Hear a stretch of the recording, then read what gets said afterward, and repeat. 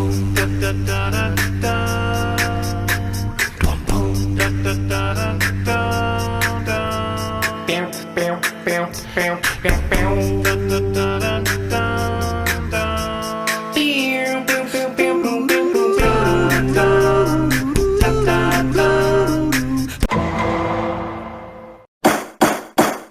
to Rap in Order, the interrogation of a hip-hop album, where we take some of the culture's most beloved hip-hop albums, put them on the stand, see if they stood the test of time.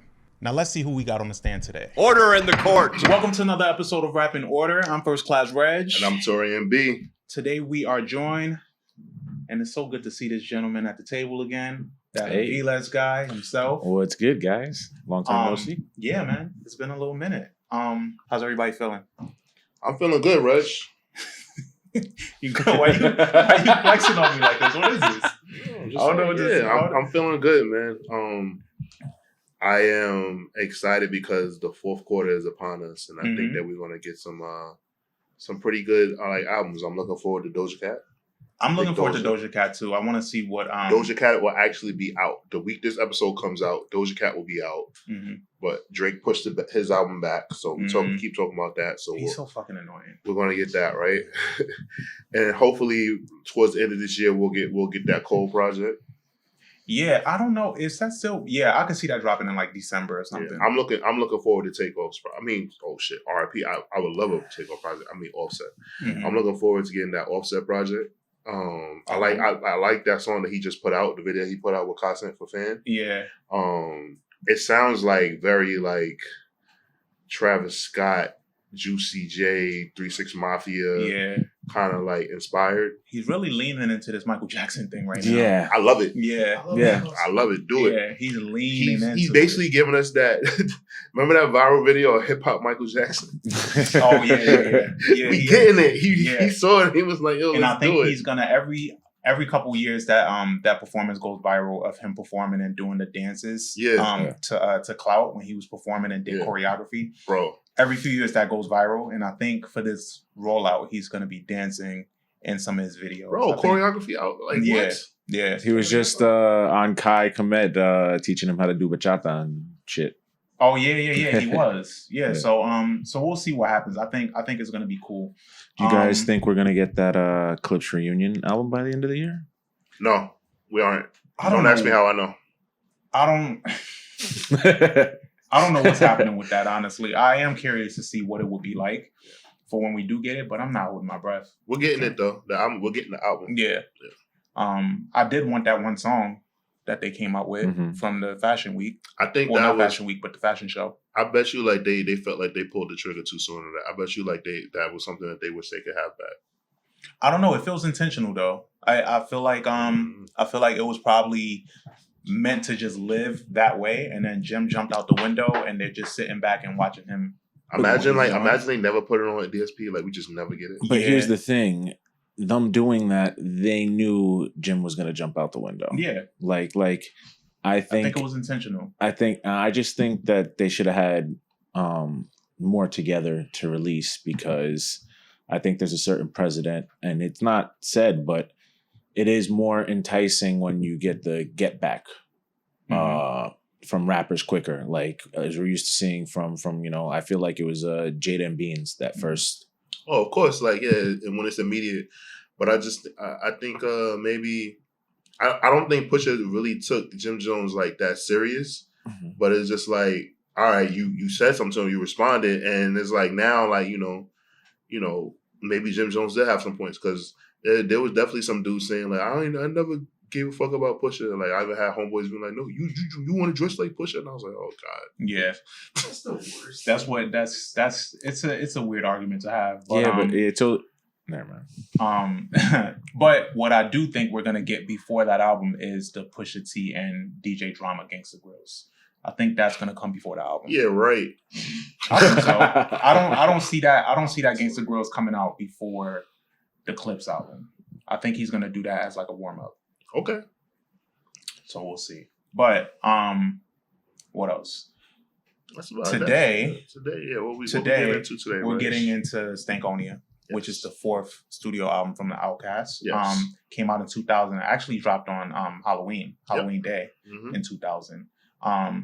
And before this, like we were talking about how Aquemini and AT Alien didn't really align with the kind of sound that we got from this album. And this album is the one that kind of put them into homes like universally. Like this album was the crossover success that they banked on it being. Iconic album cover. It crossed many platforms, and I think even with like songs like Miss Jackson or So Fresh So Clean, really helped catapult this album. And those were two major singles, and it kind of just pushed their narrative for seeing the South in a way of how they wanted it to be seen, all the way back when they made the statement in '95. How did we feel about this album when it came out, like around this time? Because this was I'm a huge Outkast fan. I think our listeners know that by now.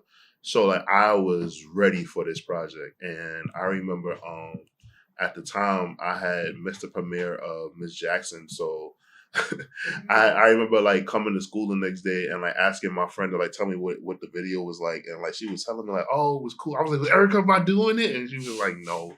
Like she just detailed, and I thought that was like the coolest thing ever. And I also remember seeing the Bombs Over Baghdad video, and I thought that was the coolest thing ever. And while I'm doing my research now, there's two things that I learned. One, that pretty much that's what Stankonia is supposed to look like. Like Stankonia is basically based off of the city of Plutonia, and stank means funky. Combined together, you're Stankonia. But it was shot in Bowen Homes Projects in Atlanta.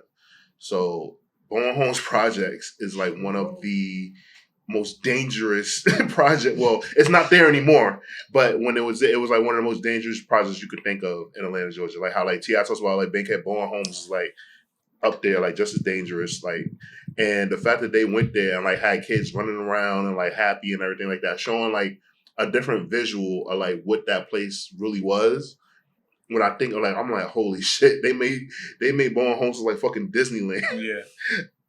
And I just thought that was really cool. But this album was just an album that like, I was really excited for, and it was definitely something where if you listen to this project now versus then, you could definitely see where the split with Andre and Big Boi came. And I think that's what I re-listening to it. That's what I really took from it.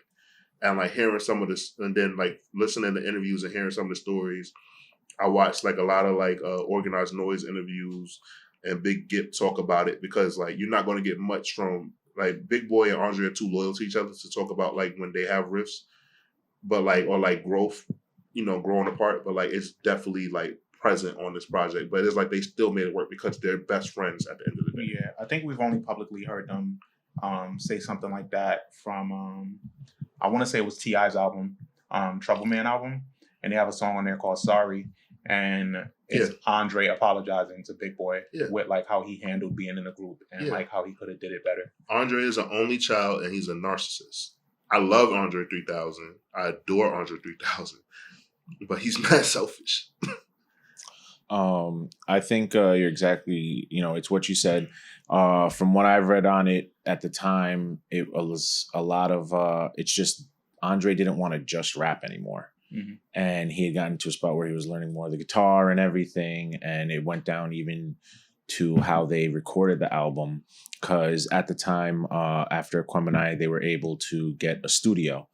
And they called it Stankonia Studios, which they still have rocking. And I don't want to cut you off.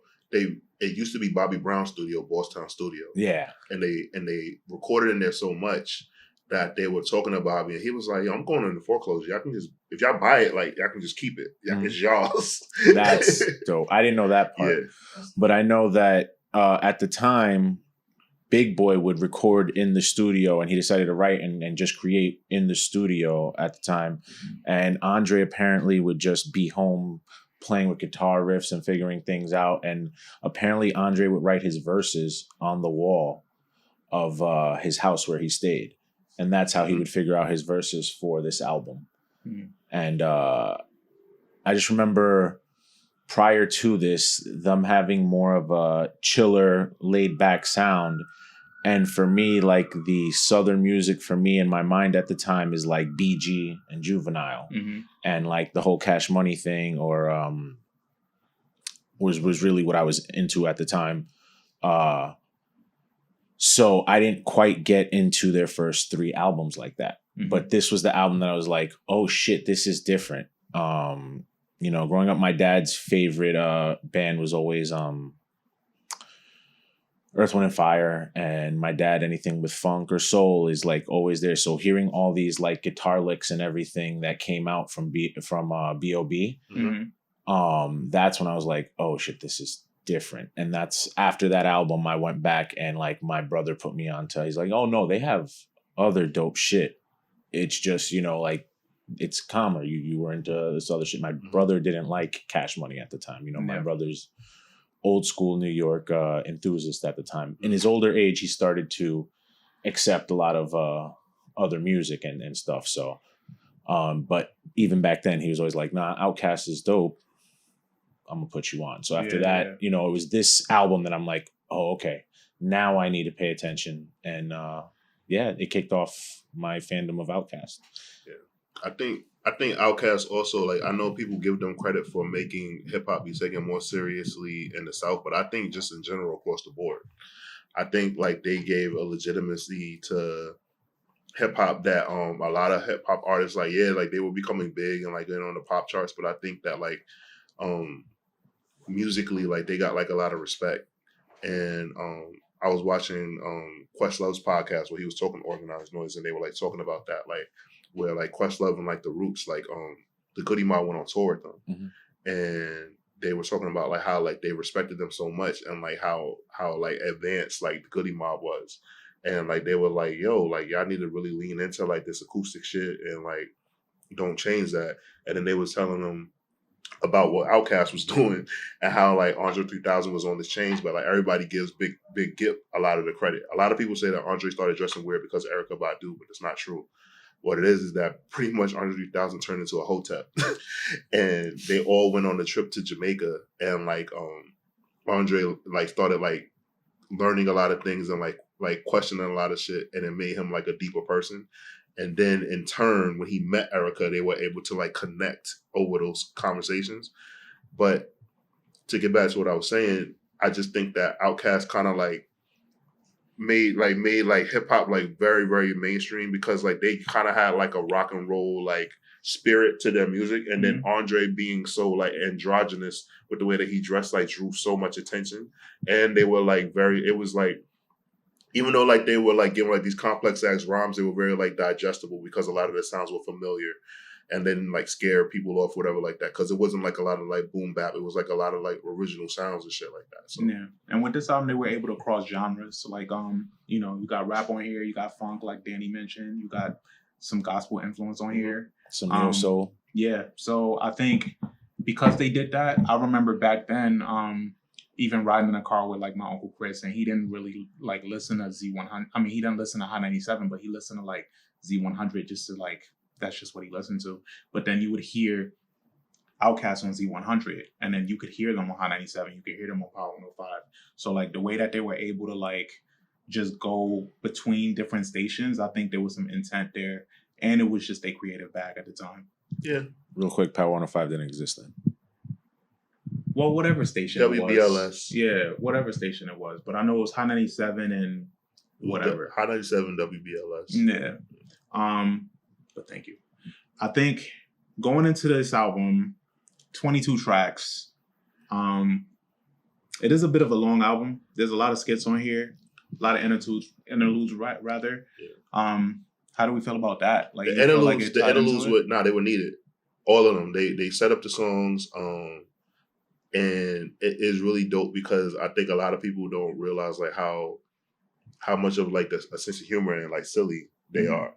And you know, like they did this, and then like at the end of every skit, like they basically are like breaking like their football team. Right. Yeah, it's all good. But yeah, it's definitely like a Quentin Tarantino film in the way that it's shot and the way how like they what they did with it.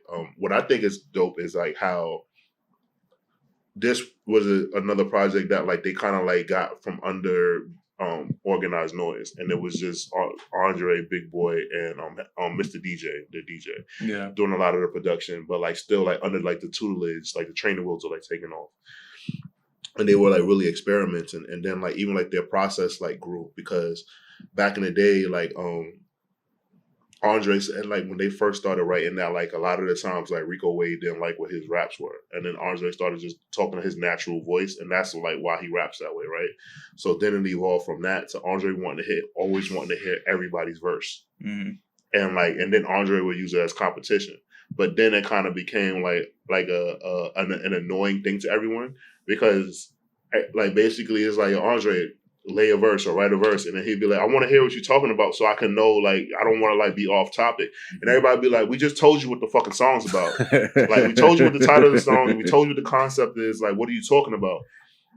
And then it just became like this kind of like thing, like he just expected it, right? Yeah. And then like there's even like a song on the project where it's on So Fresh and So Clean. So Big Boi has the first two verses. The reason why Big Boi has the first two verses is because Andre said he wasn't feeling it, and Big Boi was like, all right, well, this motherfucker is going to be my song. And I'll do a third verse of this motherfucker if I have to. And then, like, Andre heard it, and that's why Andre's verse is, like, so cold, because, like, it's competition shit. But it was getting annoying for Big Boi, because he's like, yo, like, so I'm just going to, like, he's capable of doing it, but he was like, so I'm just going to have to go first every fucking time so you can hear what I'm saying so that you could out-rap me. Like, you know, it was annoying to him. Yeah. I wonder if even on the even to that point, because there's two songs on here that Andre isn't on. There's Snapping and Tripping rather, with Killer Mike. Yeah. Who makes basically, he couldn't think anything for that song. And then there's I forget the other song, but there's another song on the album that Andre isn't on. I think Spaghetti Junction. Yeah, there's Spaghetti Junction. Yeah. So like to that point, I think that's probably why, because it was frustrating for Big Boi. I think it also leads to this whole thing. I don't think Big Boi gets any of the respect he truly deserves. And Regg, and we need to start with Regg showing him some respect. Yeah, I think he has put out solid albums since. Sir Lucius Left Foot was great. The Legend of is it Chico Dusty, yeah.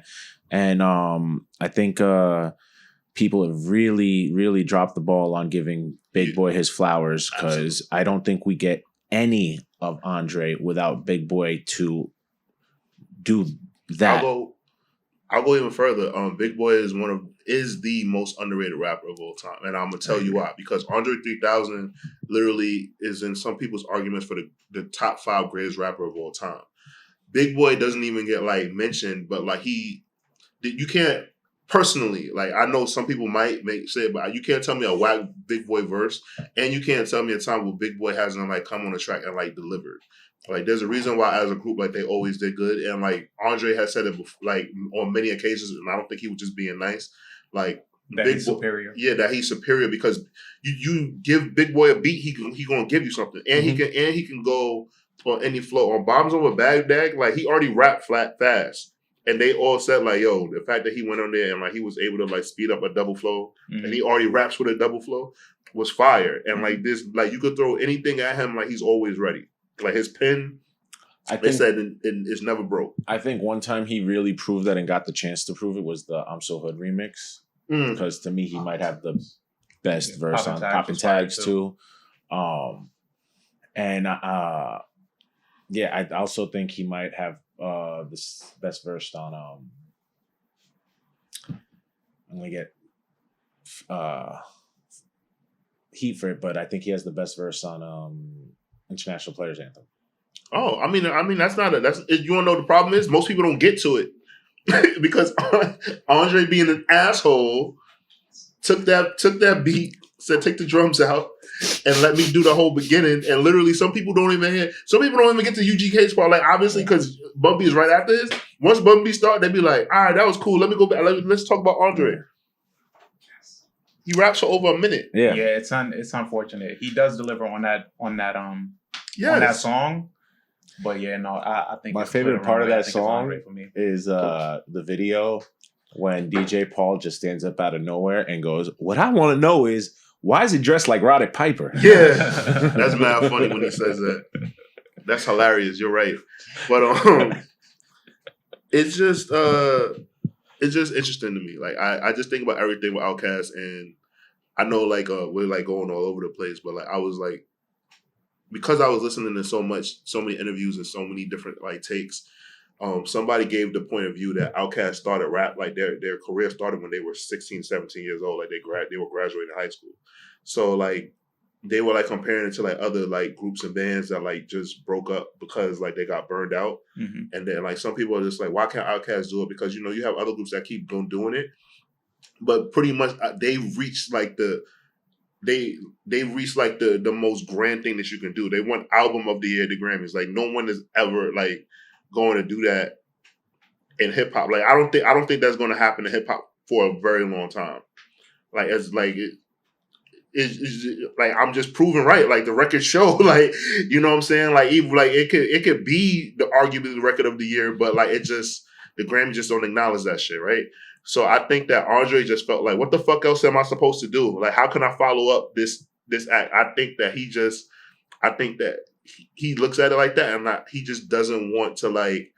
He doesn't want to be Michael Jordan on the Wizards, which is nuts because like we hear his raps, Yeah. but like, I just think that he just doesn't want that. I think we on his jacket. We also just think that he's greater than what he thinks he is. When you read a lot of his interviews, he has like a lot of insecurities with his rapping. Even his interview with I think it was Rick Rubin. Yeah, it was. And and he talks about like how he just doesn't feel it. Like he'll write some shit and just doesn't think it's good enough. And I don't think that's us putting a pressure on him. I think that's just that's his perception of his skill level, which sucks. It's weird like, though. I'm gonna tell you why it's weird because I think that he does have like those humble thoughts, but he also says like I'm cold and nobody can touch me. So it's weird, right? Mm-hmm. If you like think about it, like because there's times like when like he acknowledges that like he knows that he's a good rapper, but I think the thing is I don't think his problem is that like he's worried about being good. He's worried about looking cool. Because he's mentioned that. He said like I'm not talking about cool like we talking about like slick New York City cool. I'm talking about like basically like going outside. Like, you know what I'm saying? Like because he's mentioned like some of his favorite like athletes and stuff like that. Like they're his favorites, but like when they still like go out there like in a boxing match or go out there on the baseball field or the football field, like it's just like damn, it's not the same no more. He wants like to go out on a high. So he's like, yeah. So he's just like, why don't I just like just do what I want to do? And then also, you know, he learned a lot of he was being mentored by Prince, and Prince told him all of the shady shit in the music industry, and he just wasn't with it. Because I didn't know this. Big Boi's first album on Def Jam, when he got that deal, Andre 3000 was featured on 4 tracks. The only reason why Big Boi was able to get out of the deal that they had with Interscope was if he like was just like, all right, like y'all can keep all the Outkast shit. I'm going here as a solo artist. I got these songs with Andre 3000, like I think it was like a 12-track album, and they have 4 songs with Andre, and they basically was like, you can't do that because then you'll be Outkast. So you guys can't do that. So like, you know, we think they purposely don't do songs together. Yeah. I found out, I don't know if that's still the thing, but for a couple of years they couldn't do songs together because they couldn't be listed as Outkast. Yeah. Because Big Boi would get them sued and shit like that. So it's just something they just couldn't do.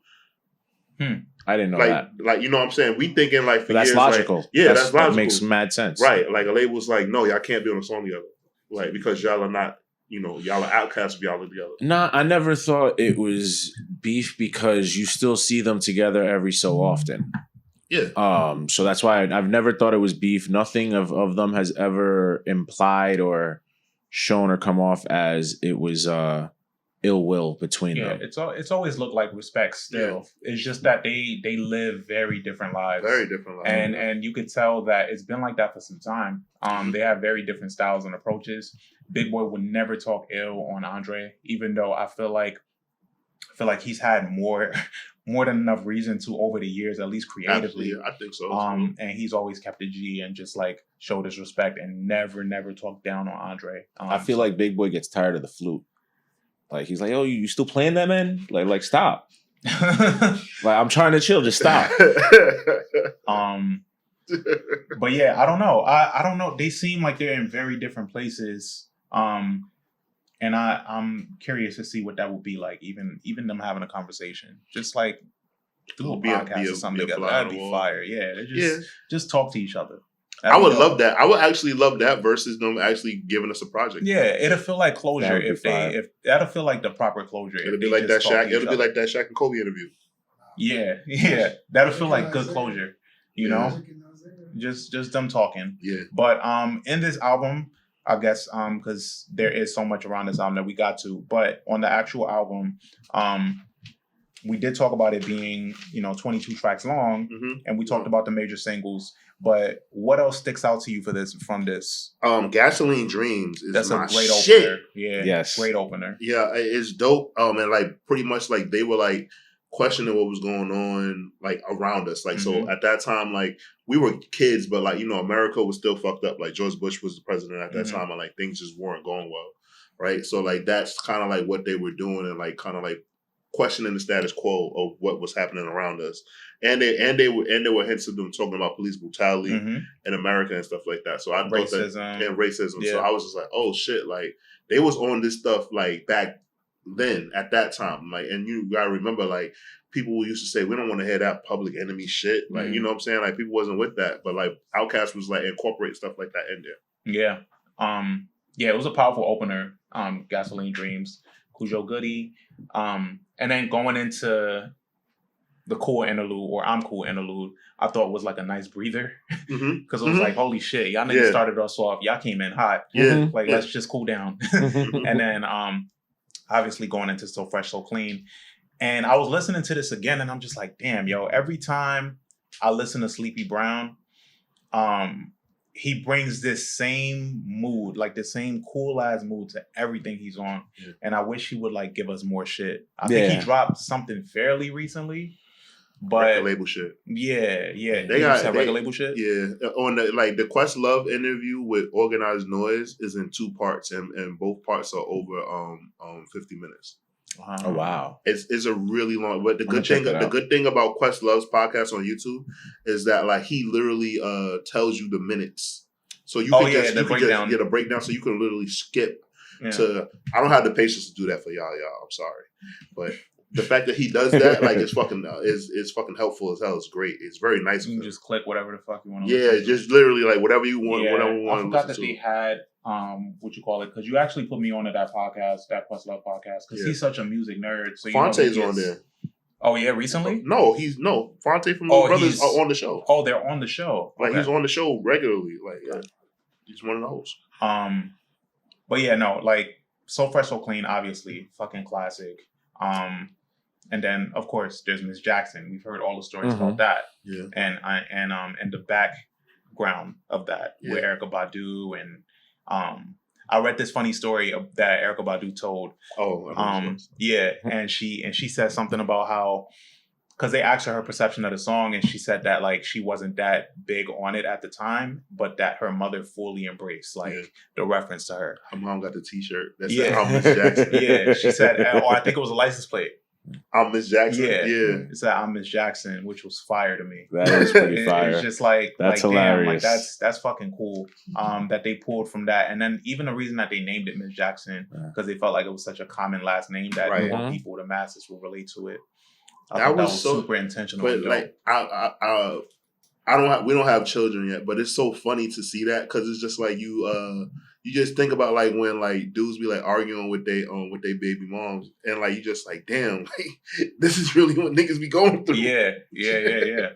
I think my standout moment for me a lot is because this is when I was like when I first was like, oh, Killer Mike can rap. That's why every time after Killer Mike comes is like pause. After every time I've heard Killer Mike on a song after that, he kind of just bodies. Like Killer Mike really has always been that. Even when he did that little Purple Ribbon All-Star stint, like when he was all over the soundtrack for Idlewild. You know, this was my first time hearing Killer Mike, and the way he opens that track up is beautiful, and he still has like this same cadence, but like he sounds better now, obviously with age. But like back then, yeah, man, this was refreshing. This was really dope. This was a dope intro to Killer Mike. And as you said, I think it's one of the harder verses on it, and I think Big Boi gets you're able to hear Big Boi really get off because it's not Andre swooping in and taking the shine on the track. You want to know something I did, and tell me if y'all think this. I purposely think that they made it sound like they were like rapping over like a loudspeaker and shit like that. Sometimes like it had like some people like say like producers like Dr. Dre make everything sound too perfect. And a lot of music producers say that they like it to sound dirty, or like they like it to sound like it was like recorded imperfect. like imperfect. And it, like when I'm listening to like their vocals on this project, like I'm like, is this muffled on purpose? Like, is it me? Like, am I know one of the knocks on Jay-Z's 444 was that it sounds like No ID didn't mix it. But when obviously you think about a artist of Jay-Z's caliber, you would understand or think or just assume that like it's on purpose because it's a high caliber artist. Right. I think that because I also learned recently, I didn't know this, that there's certain microphones that people buy on purpose when they're like recording music because it gives you like a certain kind of sound that you want. I thought like, you just go in there like as an engineer and change it, but like there's like specific microphones. Like when Beyonce made her B-Day album, there's a specific microphone that she used that she doesn't use anymore, but like apparently that's why the B-Day album sounds the way that it sounds compared to her other albums. And I'm just like, well, why don't she continue to use it? But it was just something that was like very like impressive for me to learn. So when I'm listening to this album, I'm like, yo, when people say that they need something to sound dirty, like this is what I think about with this project. Like it sounds like, I feel like where they were rapping at, they were dirt floors. Yeah. What's crazier is this is when they finally get their own studio and stuff.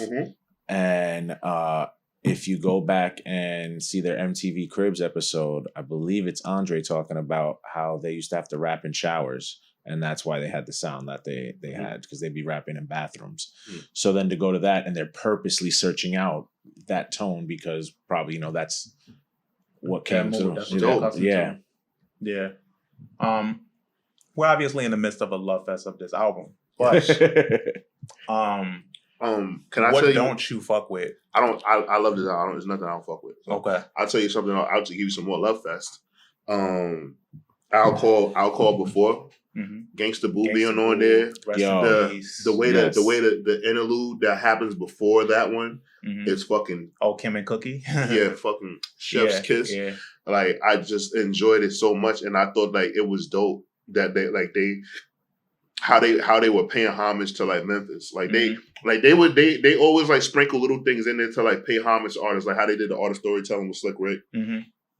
Like they do like they have like these clever ways of like showing love to artists, like reaching back and pulling them on. I thought having Gangsta Boo on the track was pretty dope. Yeah. And just to correct myself earlier, so Spaghetti Junction wasn't the other song that didn't have Andre. It was actually We Love These Hoes that doesn't have Andre on it. Yeah, and that song would not, you right, and that song would not fly today. Yeah. We Love These Hoes. But it's a sarcastic song. Not from Outkast. Okay. It would fly from other artists, but Outkast is too big. They're too popular. Yeah. Where a parent be like, oh my God, they won a Grammy, right? And then they hear We Love These Hoes. Nah. Yeah. Front page news. Yeah, I think it's I think younger artists, and not like necessarily in age, but fresher in their careers or where they're at in their trajectory, can usually get away with stuff. And later, I didn't know better. Sorry. Yeah. I grew. They're not those kind of artists that's going to put out a statement about some shit that they put out either. Yeah. And I don't think they, need to anymore. It's just, it is what it is. It's a moment in time. It's who they were in time. Just leave it be, because they've had, music since that says the opposite, and have shown growth in the music. That's true. And I always think that's what makes artists have longevity, when you're able to see them reinvent themselves with age and show growth and make conscious changes to separate themselves from who they were prior. Yeah. Can we also talk about how Be Real went in on this album? He did. An explosion? Yeah. Be Real did his thing on this album, and I don't think Cypress Hill gets enough recognition. And Also, you Yeah, know, my I'm gonna brother's shout a- out my brother's a the one big- Latino in the album. My brother's Always. a big Cypress Hill fan. So yeah, I definitely was in tune with Cypress Hill from that, or from him rather. One of my Humble Mumble with Erykah Badu. I want to go. What you got on this? My favorite track on the album. I remember when I went through my Hotep phase in my life, and when this song spoke to me a lot. You went through a Hotep phase? I wasn't like out on the street like handing out like cards and nothing Like like that, bean but I bars? was just reading a lot, and like I was trying to like understand like knowledge and self and things like that. So like I considered joining the 5% Nation. You knew today's mathematics. Yeah, I was learning today's mathematics and everything like that. So I asked like a lot of like my OG like old like uncles and stuff like that, like, you know, what did they think? And then like I don't know, I kind of like in the middle of being talked to about it, I snapped into him like, yo, this is fucking crazy. Humble Mumble actually has one of my favorite lyrics on the album, and it's from Big Boi. He said, fuck wishing you missing the ambition on your mission. Now you switching. Why you quitting? Because it's heated in the kitchen. I thought that was so fire. Yeah, that's a fire bar. This is the second track that Erykah did with them too. She did Liberation first. And like Liberation is like beloved. Yeah. So and then just the flow from here, I love, because you got the Drinking Again interlude. That has a very important message too. That's still super fucking current, more current now than it was then. Yep. The person that's talking, they say a computer can do my job better than I can do it, and he's frustrated and he's drinking, and it's like, damn, like we dealing with all this AI shit, everybody getting fired now. It just stuck out to me, and then of course that carried into the Question Mark song where it's just Andre. Yeah. And he's social consciousness. Yeah, super social conscious. Just to stay away from alcohol ad that you need. Just talking about all the things that's affected with that. I thought that was really cool. Because Andre wasn't smoking weed or drinking at this time. Yeah. It's like, oh yeah, all this shit this is the shit that causes people to crash their cars, all of that shit. And then at the end he's pouring a drink. Yeah. Pretty solid, artistic. Red Velvet, you know, basically was like a cautionary tale. Like telling people like Red Velvet is like fire. You know, how people got like lined up and like you know, robbed and everything like that. Then the skit after it is Cruising ATL. You know, about how like and that's very real. Like you will, if you come down to Atlanta like incorrect, you will get lined up and robbed. Lovely. Yo, okay, so I had a situation where I went to a trip to Atlanta, and it was another friend's first time in Atlanta. And we're about to get to the house, and he tells us, oh yeah, I got a surprise. I invited the strippers for after when they come. When I tell you we packed our shit and just went straight to the hotel and stayed in a hotel, and I was like, yo, you're a fucking asshole. That shit was the worst. It was terrible. Yeah, it's just, bro, it's a known thing. You can't do that. And it's not just Atlanta, it's a lot of places. You don't tell people when you're on vacation, don't tell people your business. Yeah. And you definitely don't invite people you don't know to where you're staying. You know, especially when it's a group, especially when you're throwing around money as you would in a strip club. Yeah, I see. And that shit was just a bad experience. Barberman lineup. That's an old school ass reference. That's what it is. You want to talk about Toilet Tisha? Brenda's baby 2.0. 2000, yeah. You want to talk about? Yeah, this is dark as hell. Brenda's got a baby. Very dark. Yeah, Brenda's got a baby. Especially when the mom comes in, she's like, "Oh my god, oh my!" God. I was like, "Yeah, Tisha couldn't take it. She killed herself." Yeah, she's 14. Couldn't have that baby. Take it. Bro. Yeah, it's a very dark song. That's all I got. Yeah, that's all I got on that too. But well, y'all got anything on Slum Beautiful featuring CeeLo? I fucking love it. It's a beautiful woman from Stankonia. Yeah.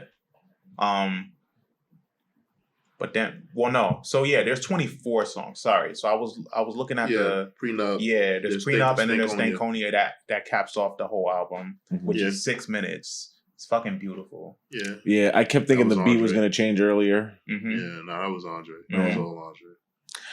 So my only thing with 2023 ears and older, and it's because I know the album so well and know the interludes. That's my only thing when listening to it in the whole now is that I do skip the interludes. Yeah. I didn't while doing the research for this album because I know what it is. We're listening to the whole album as a whole. Mm-hmm. However, as you guys said, the interludes are integral. If it's your first time listening to it, you need to hear it with the interludes. And I know a lot of people, if you're going to be your first time hearing it, would be quick to just skip interludes. But there's a reason why they're here. And I understand it's just the younger generation probably wouldn't look to just sit through that because interludes are not what they used to be and they're not needed really in most music now. Mm-hmm. Blame Drake. Yeah. But blame Drake. Somebody who made a great use of interludes, this Diddy album that just dropped, that's a great example of it. That's how you do it if you're gonna do it. Yeah, but take he's from note. That's because he's from this era. Yeah, That's, but that's his claw. Yeah, it's taking note of when to use the interlude correctly, and I don't think a lot of artists know how to do that anymore. Yeah, it's a transition cheat code for your album. I don't know if people really.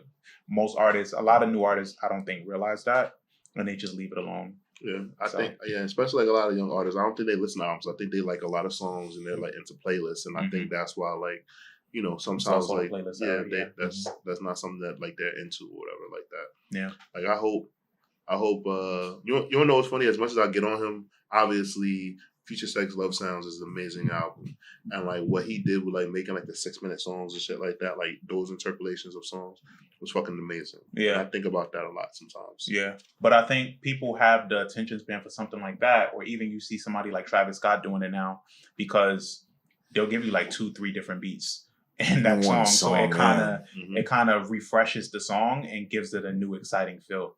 So it's that's a nice cheat code too. Man. The real ones know. Yeah. But we can get into our ratings for this album. Danny, I'm curious to see what you got. It's a 5 out of 5 for me. Yeah. Yeah. Anything else? I think Outkast first 4 albums are all classics. I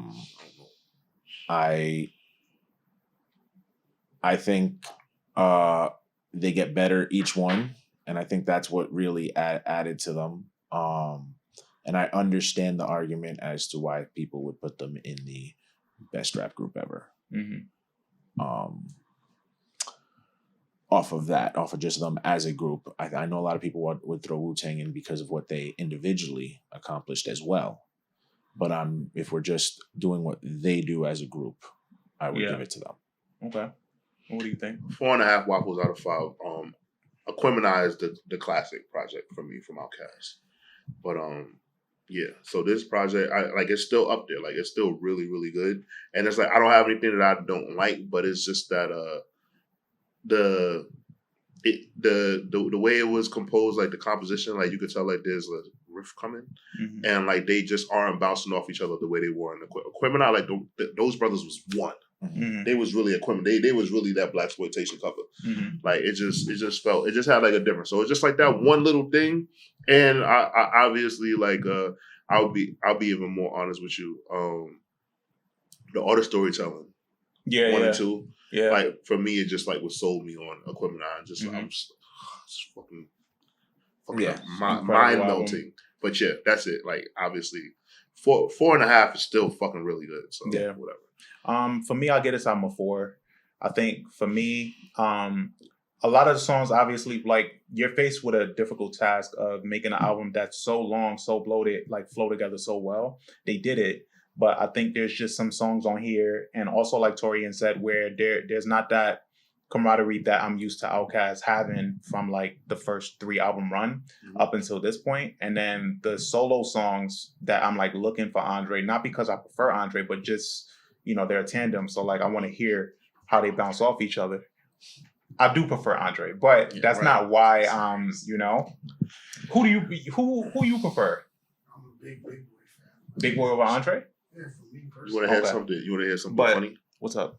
So at work today, one of my coworkers was like, "What are you doing?" I was like, "Oh, I'm doing like the 516, but he listens to the show." Mm-hmm. And he was like, "You know what's funny?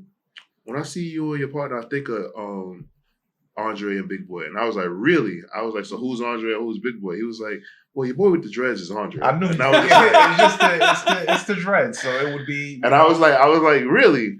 He was like, "Well, no, I'm just saying, like, you know, like Red seems like he's very like laid back and like very like in tune with things going on around him. Like, you know, if the vibe's not right, he's not going to do it." He was like, "But yeah, like you're like a maniac. Like you just go." And I was like, "Oh, okay." I was like, well, he didn't even like, I was just like, yeah, that's what I was saying. But I kind of was like, but I see what they, because it's not a slight. I think both of them niggas is cool. Yeah, but it's just like, I was just saying our dynamic. I see what they mean though, because you know, Andre. It's because Reggie always has his shirt off on Instagram. That's why. Yo, I just be doing my thing, man. I work out and I sweat too much. That's all. Like what Tori alluded to with Quimina, I think like that was something like Big Boi's like perfect like rap. Yeah, The song but Slow, yeah. But overall, yeah, like I said, like, so overall, it is a 4 for me. I prefer Aquemini. I'm more so proud of like how they got received by the masses from this album and the success of this album. Oh yeah, absolutely. And like the way that it projected them for their greatness, and they leaned into it. But yeah, overall, I'll give it a 4. It's one of the best examples of going pop without selling out, aiming for pop. Yes, this is the state. This was not to capture new voices or new fans. This was like to just kind of encapsulate where they were and the state of the world at the time. I feel like sometimes artists get to a point where like they perfect making music, and they like, you know, sometimes an artist can be like, "Yo, I can make a pop song. I can make a radio record in my sleep." I feel like this is where they were at with it, but they were able to still like stay true to themselves. Yeah. And like make these crossover records. And then I think like that's how eventually like Andre was able to make Hey Ya, because Andre was like, I know how to get on the radio. Like, and I think that's what happened. Like they were able to like do that and cross over and just be magical. Yeah, I agree. But yeah, that's how we feel about this. You got 4.5, you got 5, and you got 4. But let us know how you guys think. This is Outkast's 4th studio album together. Revisit it and see how you feel about it, or visit it for the first time. I'm First Class Reg. I'm Taurian B. We out of here. Catch you next time. Dun dun.